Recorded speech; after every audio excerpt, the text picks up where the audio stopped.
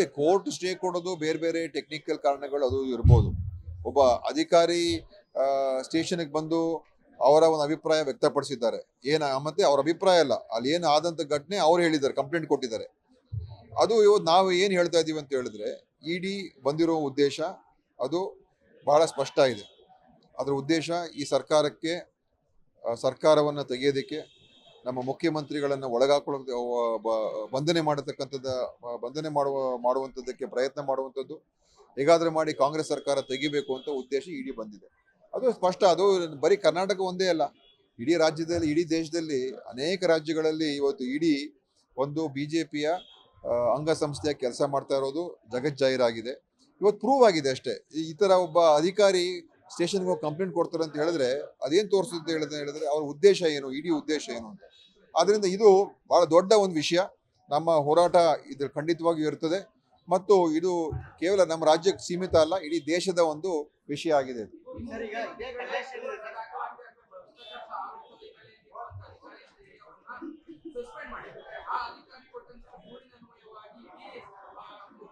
ನೋಡಿ, ಆ ಅಧಿಕಾರಿ ಯಾರು ಏನು ನಮಗ್ ಗೊತ್ತಿಲ್ಲ.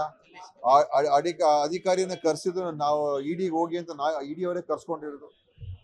ಹೋದ್ಮೇಲೆ ಅವ್ರು ಬಂದು ಕಂಪ್ಲೇಂಟ್ ಕೂಡ ಕೊಟ್ಟಿದ್ದಾರೆ. ಸೊ ಅಧಿಕಾರಿ ಅವ್ರು ಭ್ರಷ್ಟಾಚಾರ ಮಾಡಿದ್ರೆ ಬೇರೆ ವಿಚಾರ, ಅದು ಬೇರೆ ವಿಷಯ. ಈ ವಿಷಯ ಬೇರೆ ತಾನೇ.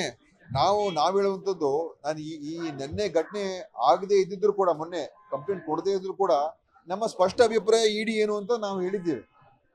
ಮತ್ತು ಅದು ಮೊನ್ನೆ ಆದಂಥದ್ದು ಅದು ನಮ್ಮ ದೃಢೀಕರಣ ಆಯಿತು. ಮತ್ತು ಈ ಒಬ್ಬರೇ ಅಧಿಕಾರಿ ಅಲ್ಲ, ಹಲವಾರು ಜನರಿಗೆ ನಮ್ಮ ಹತ್ರ ಮಾಹಿತಿ ಇದೆ. ಹಲವಾರು ಯಾರನ್ನ ಕರ್ಸ್ಕೊಂಡಿದ್ದಾರೆ. ಮತ್ತು ಬೇರೆಯವ್ರಿಗೆ ನೀವು CM ಹೆಸರು ಹೇಳಿ, ನೀವು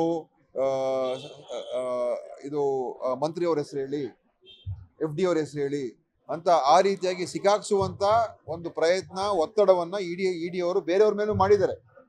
ಅವ್ರಿಗೆ ಹೋಗಿ ಕಂಪ್ಲೇಂಟ್ ಕೊಟ್ಟಿಲ್ಲ, ಆದ್ರೆ ಎಲ್ಲರ ಮೇಲೂ ಇದನ್ನೇ ಮಾಡ್ತಾ ಇರುವಂತದ್ದು ನಮ್ಗೆ ಆಗ್ಲೇ ಮಾಹಿತಿ ಬಂದಿದೆ.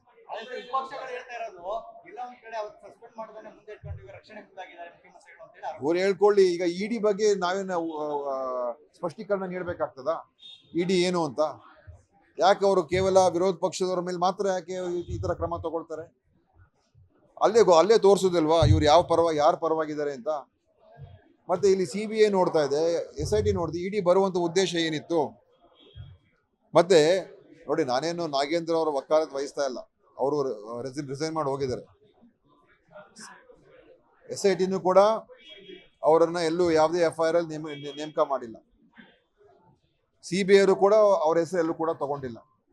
ಇಡಿ ಅವರು ಬಂದ್ರು, ಅರೆಸ್ಟ್ ಮಾಡಿದ್ರು ನೇರವಾಗಿ. ಯಾಕಂದ್ರೆ ಅವ್ರಿಗೆ ಇಡಿಗೆ ಈಗ ಏನಾಗೋಗಿದೆ, ಅವ್ರಿಗೆ ಯಾರಿಗೂ ಹೇಳೋರು ಕೇಳೋರಿಲ್ಲ.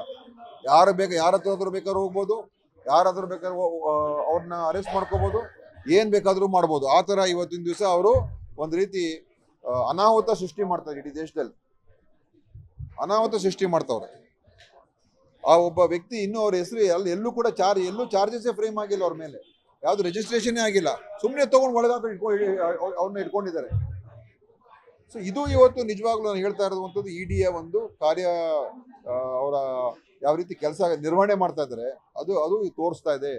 ಸುಪ್ರೀಂ ಕೋರ್ಟ್ ಕೂಡ ಇಡಿ ಬಗ್ಗೆ ಇವತ್ತು ಕಮೆಂಟ್ಸ್ ಮಾಡಿದ್ದಾರೆ.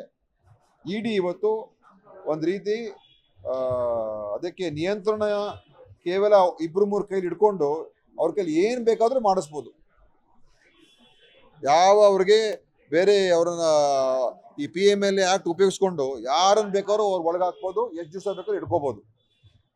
ಇದು ಇವತ್ತು ಅತ್ಯಂತ ಭಯಾನಕವಾದಂತ ಪರಿಸ್ಥಿತಿ. ಇವತ್ತು ಒಂದು ರೀತಿ ಅನಾರ್ಕಿ ಅಂತ ಏನ್ ಹೇಳ್ತೀವಿ, ಅದು ಇವತ್ತು ಸೃಷ್ಟಿ ಆಗ್ತಾ ಇದೆ.